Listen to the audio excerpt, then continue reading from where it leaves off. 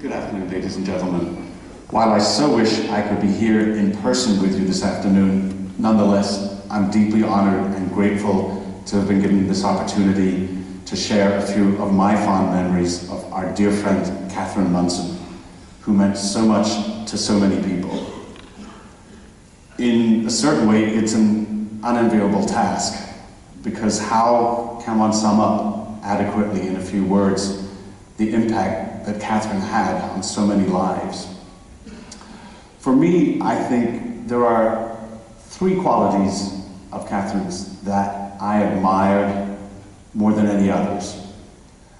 The first is her extraordinary sense of generosity. To the Marin Symphony, she was an incredibly loyal supporter in so many ways. Not just financial, but in spirit as well.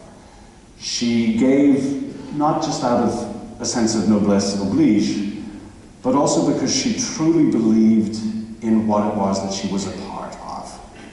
She believed in the transformative power of music and was always advocating to us as an organization to maximize the effect that we had on people. Always encouraging us to do something new, to think out of the box in order to best convey the spirit of our musical product. That was something exceptional to me. The second quality that I will remember Catherine for was her wonderful intellectual curiosity, which seemed to know no bounds. She was fiercely smart. She was nobody's fool.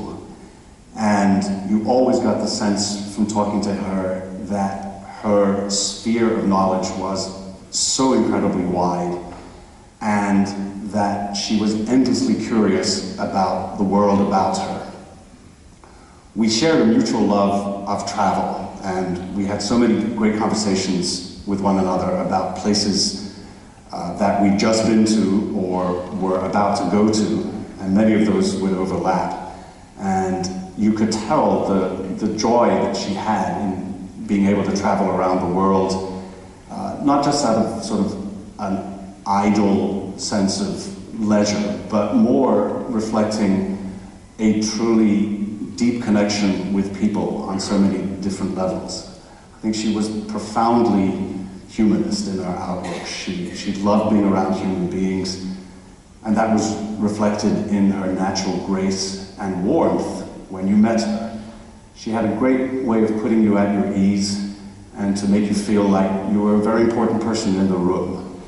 And that kind of quality isn't something that you encounter every day, and it's something that I will certainly miss as well. Thirdly, and finally, and perhaps hardest to define, but maybe most powerful of all, she had an extraordinary sense of what was right.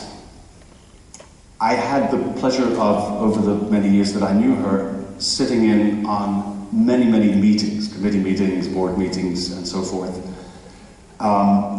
And inevitably, human nature being what it is, during the course of these long meetings, I would sometimes find my attention wandering a little bit. And then Catherine would speak, and the little voice would go off in my head saying, "Listen up, Alistair. Wake up, Catherine's talking."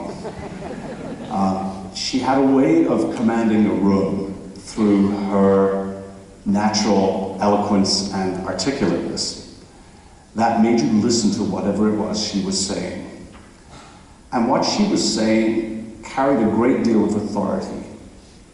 I think, in principle, because she had an exceptionally strong moral compass. She knew where true north was, and she was never afraid to point it out.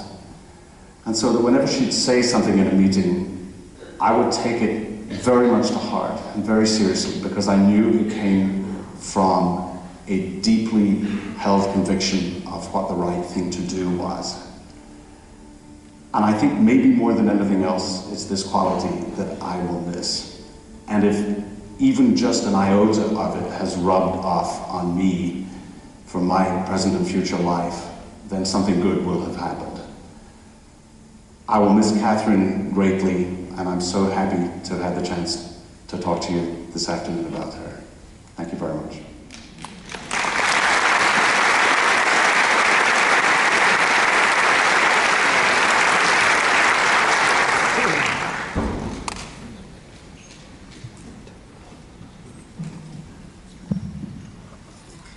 Death is nothing at all.